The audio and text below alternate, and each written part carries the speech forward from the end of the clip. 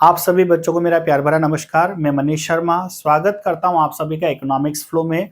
और एक टॉपिक हम डिस्कस करने वाले हैं जिसे कहा जाता है demand and factor affecting to demand.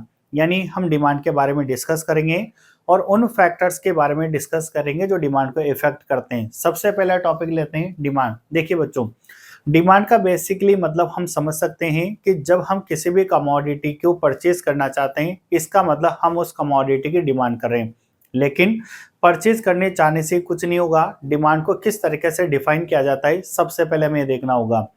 आपको किसी भी कमोडिटी को परचेज करने से पहले उसकी विलिंग करनी पड़ती है, यानी आपको कौन सी कमोडिटी परचेज करनी है। बट आप ये बहुत अच्छे से जानते हैं कि केवल किसी कमोडिटी को परचेज करने की विलिंग से ही काम नहीं होगा। हमें उस विलिंग को पूरा करने के लिए हमारे पास रिसोर्सेज भी होना चाहिए। यानी उस विलिंग को कंप्लीट करने के लिए जो हमारे पास रिसोर्सेज होंगे, उन रिसोर्सेज के बिहाफ पर पे हम कमोडिटी को परचेज कर सकते हैं और हमारी डिमांड को सेटिस्फाई कर सकते हैं। यानी कहने का मतलब ये है, विलिंगनेस होगी एंड एबल टू बाय।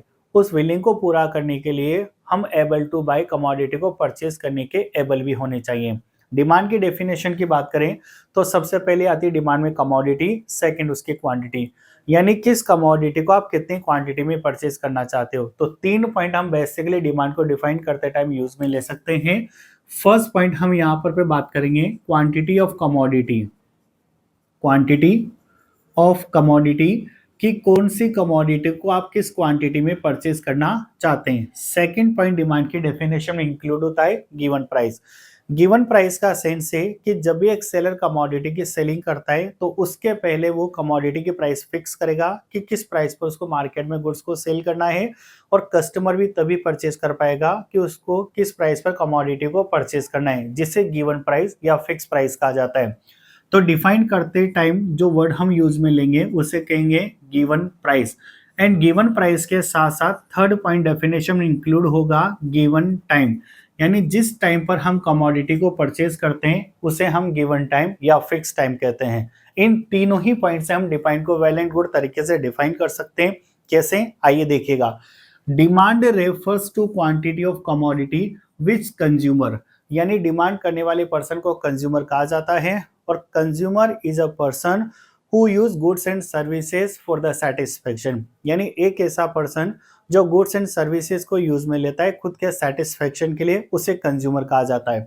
तो demand refers to quantity of commodity which consumer willing and able to buy, यानी किसी भी कमोडिटी को परचेज करने के लिए उसके अंदर विलिंग होना चाहिए और एबल टू बाय, उस कमोडिटी को परचेज करने के लिए वो एबल भी होना चाहिए। एबल का मतलब उसके पास रिसोर्सेज होना चाहिए और उन रिसोर्सेज को एक्सपेंसेस करने की उसके अंदर कैपेबिलिटी भी होना चाहिए। So demand refers to quantity of commodity which consumer willing and able to buy at given price and given time, that is known as demand. तो हम इसकी यहां पर डेफिनेशन नोट कर सकते हैं। Demand refers to quantity of commodity, demand refers to quantity of commodity which consumer willing and able to buy, willing and able to buy at given price and given time, that is known as a demand। बच्चों इसे demand कहा जाता है।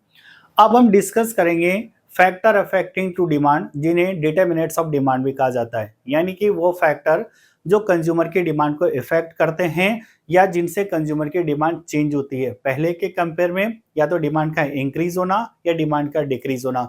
तो ऐसे कौन सा factors हैं जिनकी वजह से कंज्यूमर की डिमांड या तो पहले के कंपेयर में इंक्रीज होती है या पहले के कंपेयर में डिक्रीज होती है।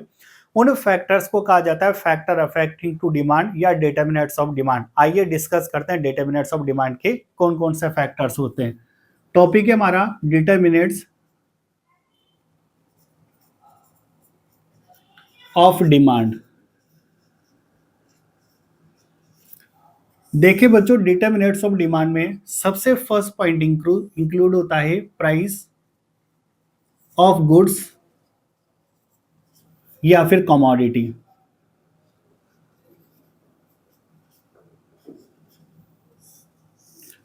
आप जब भी किसी भी कमोडिटी को परचेज करते हो तो आपकी डिमांड को इफेक्ट करने वाला सबसे पहला फैक्टर होता है प्राइस ऑफ गुड्स, यानी गुड्स की प्राइस हमारी डिमांड को सबसे ज्यादा इफेक्ट करती है। कैसे इफेक्ट करती है ये देखना है। देखिए बच्चों, किसी भी कमोडिटी की प्राइस और उसकी क्वांटिटी डिमांड इनवर्सली रिलेटेड होती है, यानी कि price of goods and quantity demand are inversely related. Inversely related का मतलब होता है नेगेटिव रिलेशनशिप होता है, और जब भी दो वेरिएबल में नेगेटिव रिलेशनशिप होता है that means it will be change in opposite direction. इसका मतलब अगर फर्स्ट वेरिएबल इंक्रीज होता है तो सेकंड वेरिएबल डिक्रीज होगा, और फर्स्ट वेरिएबल डिक्रीज होता है तो सेकंड वेरिएबल इंक्रीज होगा। सेम रिलेशनशिप यहाँ पर पे प्राइस और डिमांड में होता है। कहने का मतलब ये है P x price of x commodity, D x quantity demand of x commodity. अब देखिए, अगर सपोज करिए एक्स कमोडिटी की प्राइस इंक्रीज होती है तो नेगेटिव रिलेशनशिप की वजह से उसकी डिमांड डिक्रीज होगी। और वैसे भी बेसिकली आपको पता है जब भी कमोडिटी की प्राइस इंक्रीज होती है तो हमें कमोडिटी को परचेज करने के लिए ज्यादा प्राइस पे करनी होती है, सो कंज्यूमर उसकी डिमांड को डिक्रीज कर देता है।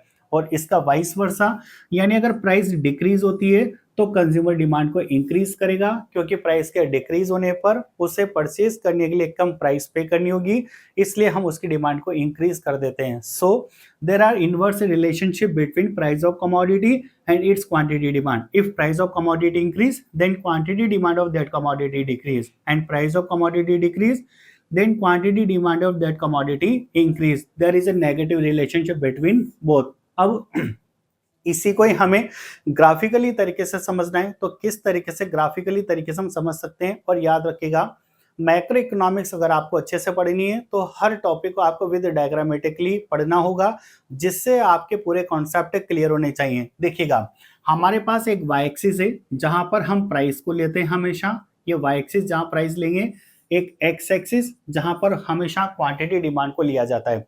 और एक बेसिक कंडीशन अज्यूम करते हैं कि सपोज करिए जब किसी भी कमोडिटी की प्राइस ओपी है देन उसकी क्वांटिटी डिमांड ओक्यू है, that is a initial condition. ये इनिशियल कंडीशन हमने अज्यूम करिए कि आप कभी भी किसी भी कमोडिटी को परचेज करते हैं तो सपोज करिएगा उसकी प्राइस ओपी है देन क्वांटिटी डिमांडेड ओक्यू।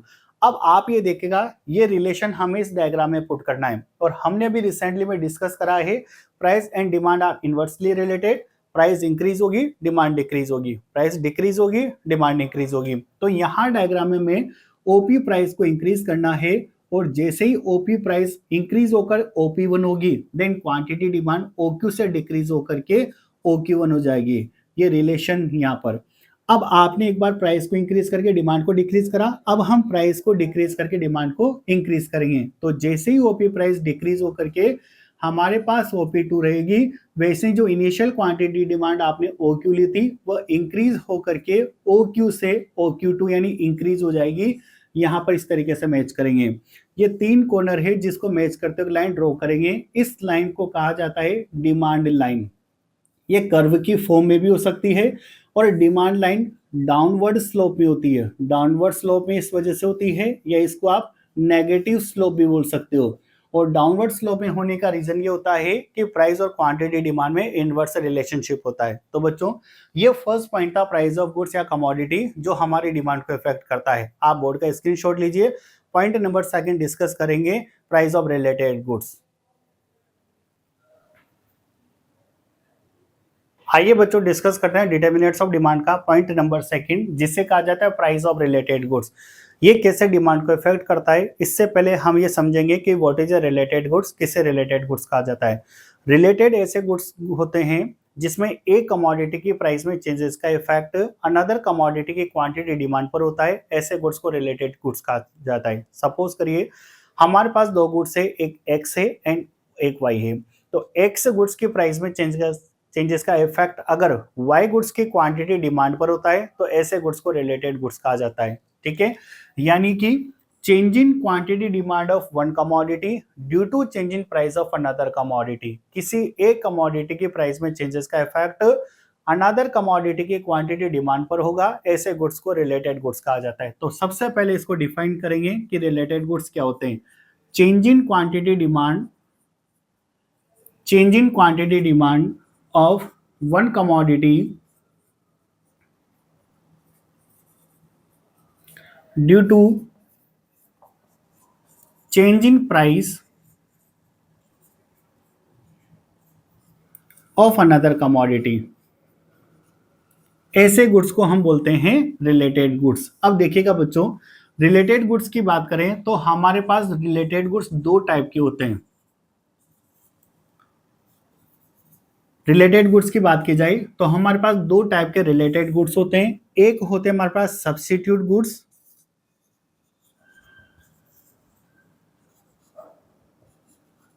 और एक होते हैं हमारे पास कॉम्प्लीमेंट्री गुड्स।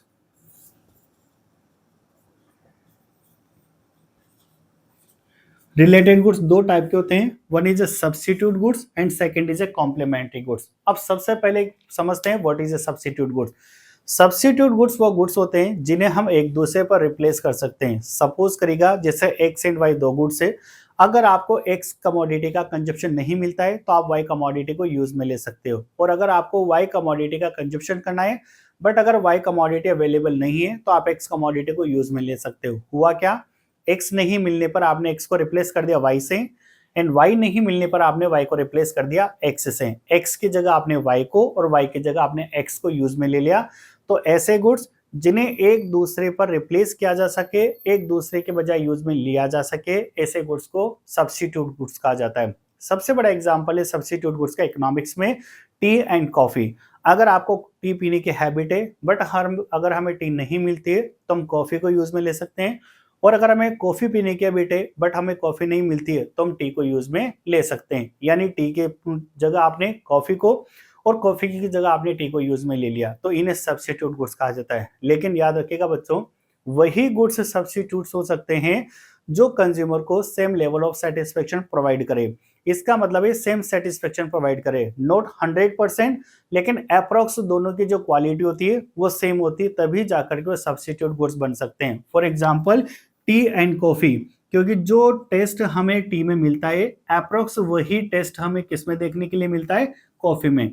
तो यहाँ पर टी एक्स गुड्स हो गया हमारे लिए और कॉफी हमारे लिए वाई गुड हो गई। ऐसे कई सारी और भी कॉम्प्लीमेंट्री गुड्स है।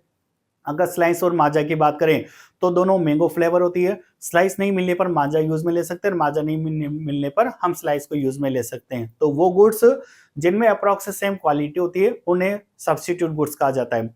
अगर कॉम्प्लीमेंट्री गुड्स की बात की जाए तो कॉम्प्लीमेंट्री गुड्स वो गुड्स होते हैं जिन्हें केवल एक साथ ही यूज में लिया जा सके, उनको अलग अलग करना पॉसिबल नहीं होता, ऐसे गुड्स को कॉम्प्लीमेंट्री गुड्स कहा जाता है। सपोज करेगा पेन और इंक, इस पेन से अगर इंक को निकाल दिया जाए तो न तो पेन किसी काम का रहेगा और न ही इंक किसी काम की रहेगी। इस पेन का यूज होना तभी पॉसिबल है जब इसके अंदर इंक होगी, तभी पेन यूज में आ सकता है। नेक्स्ट अपन एग्जांपल ले सकते हैं कार एंड पेट्रोल। कार का यूज तभी पॉसिबल है जब उसमें पेट्रोल होगा, तभी जाकर के कार वर्क कर पाएगी, वरना कार की वर्किंग पॉसिबल नहीं है। कई सारे एग्जांपल्स हो सकते हैं, वॉच एंड सेल, जब तक सेल नहीं होगा तब तक वॉच का कोई यूज नहीं हो सकता। सिम और मोबाइल, जब तक सिम नहीं है तब तक मोबाइल का कोई यूज नहीं है। मोबाइल और बैटरी ले सकते हो, बैटरी नहीं है तो मोबाइल का कोई यूज पॉसिबल नहीं है। यानी ऐसे गुड्स जिनको केवल एक साथ ही यूज में लिया जा सकता है, उनको अलग अलग करना पॉसिबल नहीं होता है, उन गुड्स को कॉम्प्लीमेंट्री गुड्स कहा जाता है। मैं यहाँ पर आप लोगों के लिए एक एग्जांपल लिखता हूँ। एक हमने यहाँ पर पेन नोट करा है और ink, pen and ink is example of the complementary goods. ऐसे आप लोग एक और एग्जांपल ले सकते हो, कार एंड पेट्रोल। कार हमारे लिए एक्स होगी और पेट्रोल हमारे लिए क्या हो गया, वाई। अब देखिएगा बच्चों, हम ये डिस्कस करेंगे कि किस तरीके से टी की प्राइस में चेंजेस का इफेक्ट कॉफी की क्वांटिटी डिमांड पर होगा एंड कार की प्राइस में चेंजेस का इफेक्ट पेट्रोल की डिमांड पर होगा। क्योंकि सब्स्टिट्यूट गुड्स और कॉम्प्लीमेंट्री गुड्स रिलेटेड गुड्स के टाइप्स होते हैं, और हमने रिलेटेड गुड्स में ये देखा है कि change in quantity demand of one commodity, किसी भी एक कमोडिटी की प्राइस में चेंजेस का effect price of another commodity, दूसरी कमोडिटी की प्राइस पर पड़ता है। यानी किसी भी कमोडिटी की प्राइस में चेंजेस का इफेक्ट अनदर कमोडिटी की क्वांटिटी डिमांड पर होता है, ऐसे गुड्स को रिलेटेड गुड्स कहा जाता है। And substitute goods and complementary are goods are example of the related goods. इसलिए हमें क्या करना पड़ेगा, टी की प्राइस में चेंजेस का इफेक्ट कॉफी की डिमांड पर शो करना होगा एंड कार की प्राइस में चेंजेस का इफेक्ट पेट्रोल की डिमांड पर बताना होगा। देखिएगा यहाँ टी की प्राइस ली जा रही है जिसको पीएक्स से रिप्रेजेंट किया गया है, और कॉफी की डिमांड ली जा रही है जिसको dy से रिप्रेजेंट किया गया है, ठीक है। एज वेल एज यहाँ पर कार की प्राइस ली जा रही है जिसको px से रिप्रेजेंट करा गया है, एंड पेट्रोल की डिमांड ली जा रही है जिसको dy से रिप्रेजेंट किया गया है। अब आप ये देखिएगा, सब्स्टिट्यूट गुड्स में पॉजिटिव रिलेशनशिप होता है और कॉम्प्लीमेंट्री गुड्स में नेगेटिव रिलेशनशिप होता है। इसका मतलब ये होगा कि जब भी दो गुड्स में पॉजिटिव रिलेशनशिप होता है that means it will be change in same direction, यानी कि अगर फर्स्ट इंक्रीज होगा देन सेकंड भी इंक्रीज होगा, फर्स्ट डिक्रीज होगा देन सेकंड भी डिक्रीज होगा, और अगर इनवर्स रिलेशनशिप है तो दोनों अपोजिट डायरेक्शन में चेंज हो गए। इसका मतलब ये हो गया, if price of tea increase then quantity demanded of commodity coffee also increase, यानी अगर टी की प्राइस इंक्रीज होगी तो कॉफी की डिमांड भी क्या होगी, इंक्रीज। ऐसा क्यों हुआ, क्योंकि जैसे ही टी की प्राइस इंक्रीज हुई तो कंज्यूमर टी को छोड़कर किस पर शिफ्ट हो गया, कॉफी पर शिफ्ट हो गया, क्योंकि टी की प्राइस ज्यादा हो गई। तो कुछ कंज्यूमर ऐसे हैं जो उस हाई प्राइस पर कमोडिटी का यानी कि टी का कंजप्शन नहीं कर सकते, इसलिए उनको कॉफी पर शिफ्ट होना पड़ा। So quantity demand of coffee also increase, इसलिए टी की प्राइस इंक्रीज होने पर कॉफी की डिमांड इंक्रीज होती है। बट अगर सपोज करिएगा वापस टी की प्राइस डिक्रीज हो जाती है तो जो कंज्यूमर कॉफी पर शिफ्ट हुए थे वो वापस टी पर शिफ्ट हो जाएंगे, इसलिए कॉफी की डिमांड क्या हो जाएगी, यहाँ पर कम हो जाएगी। तो देखिएगा पॉजिटिव रिलेशनशिप होता है, if price of tea increase then quantity demanded of coffee also increase, and if price of tea decrease then quantity demanded of coffee also decrease। जबकि अगर कॉम्प्लीमेंट्री गुड्स की बात की जाए तो यहाँ पर इनवर्स रिलेशनशिप होता है। इसका मतलब अगर कार की प्राइस इंक्रीज होती है तो कार की प्राइस इंक्रीज होने पर कंज्यूमर कार परचेज करना कम करेंगे, और जब कंज्यूमर कार कम परचेज करेंगे तो पेट्रोल की रिक्वायरमेंट भी कम होगी, और पेट्रोल की रिक्वायरमेंट कम होगी तो ऑटोमेटिकली पेट्रोल की डिमांड भी कम हो जाएगी। बट अगर सपोज करिएगा if price of car decrease, अगर कार की प्राइस डिक्रीज हो जाती है तो कंज्यूमर कार परचेज करना ज्यादा करेंगे, ज्यादा कार परचेज करने से पेट्रोल की रिक्वायरमेंट ज्यादा होगी, और पेट्रोल की रिक्वायरमेंट ज्यादा होने पर ऑटोमेटिकली पेट्रोल की डिमांड इंक्रीज होगी। तो देखिएगा यहाँ पर इनवर्स रिलेशनशिप आ रहा है, when price of car increase then quantity demand of petrol decrease, when price of car decrease then quantity demand petrol also increase. अब आप ये देखिएगा यहाँ पर पॉजिटिव रिलेशनशिप का डायग्राम रिप्रेजेंट करना है और यहाँ पर नेगेटिव रिलेशनशिप का डायग्राम रिप्रेजेंट करना है। इन दोनों डायग्राम्स को हम यहाँ पर पे देखेंगे। यहाँ हमारे लिए सब्स्टिट्यूट गुड्स का डायग्राम बनेगा और यहाँ पर हमारे लिए कॉम्प्लीमेंट्री गुड्स का डायग्राम बनेगा, कॉम्प्लीमेंट्री गुड्स। अब देखिएगा बच्चों, जब हम सब्स्टिट्यूट और कॉम्प्लीमेंट्री गुड्स का डायग्राम बनाएंगे तो एक बेसिक डायग्राम हमें कॉमन लेना है, वाई एक्सिस और एक्स एक्सिस, और एक कंडीशन ली है when price OP then quantity demanded OQ. ये एक बेसिक कंडीशन ली है हमने यहाँ पर पे, ये इसका इनवर्स रिलेशनशिप यहाँ नोट कर रहा हूँ। अब आपने देखा कि सब्स्टिट्यूट गुड्स में पॉजिटिव रिलेशनशिप होता है एंड कॉम्प्लीमेंट्री गुड्स में नेगेटिव रिलेशनशिप होता है, बट ये बेसिक डायग्राम कॉमन यहाँ पर हमने पहले से प्रिपेयर कर दिया है।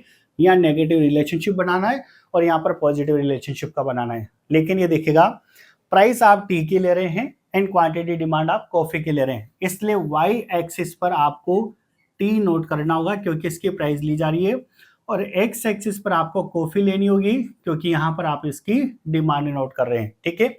As well as price car की ली जा रही है और डिमांड पेट्रोल की ली जा रही है, तो वाई एक्सिस पर आपको कार मेंशन करना होगा और एक्स एक्सिस पर आपको पेट्रोल मेंशन करना होगा, ठीक है। अब ये देखिएगा सब्स्टिट्यूट गुड्स पॉजिटिव रिलेटिव होते हैं। इसका मतलब अगर मान लीजिए टी की प्राइस इंक्रीज होती है तो पॉजिटिव रिलेशनशिप की वजह से जो कॉफी की डिमांड है वो भी इंक्रीज होगी, और अगर टी की प्राइस डिक्रीज होती है तो पॉजिटिव रिलेशनशिप की वजह से टी की डिमांड भी कॉफी की डिमांड डिक्रीज होगी। ये पॉजिटिव रिलेशनशिप का डायग्राम है जो सब्स्टिट्यूट गुड्स को रिप्रेजेंट करता है। कॉम्प्लीमेंट्री गुड्स की बात करें, यहाँ इनवर्स रिलेशनशिप होता है, यानी अगर सपोज करिएगा कार की प्राइस इंक्रीज होती है तो पेट्रोल की डिमांड डिक्रीज होगी, ये पेट्रोल की डिमांड डिक्रीज होगी, और अगर कार की प्राइस डिक्रीज होती है तो पेट्रोल की डिमांड इंक्रीज होगी क्योंकि यहाँ पर इनवर्स रिलेशनशिप है, ये डाउनवर्ड स्लोप में लाइन होगी इसकी, जिसको आप नेगेटिव स्लोप कहेंगे। तो बच्चों ये पॉइंट नंबर सेकंड था जिसे बोला जाता है प्राइस ऑफ रिलेटेड गुड्स। बने रहिए हमारे यूट्यूब चैनल के साथ। नेक्स्ट क्लास में हम डिस्कस करेंगे आगे के पॉइंट्स जो डिटरमिनेंट्स ऑफ डिमांड है या फैक्टर अफेक्टिंग टू डिमांड है, कई सारे पॉइंट्स अपन डिस्कस करेंगे जिसका लिंक भी आपको वीडियो के डिस्क्रिप्शन बॉक्स में मिल जाएगा। थैंक यू, आप इसका स्क्रीनशॉट ले सकते हैं।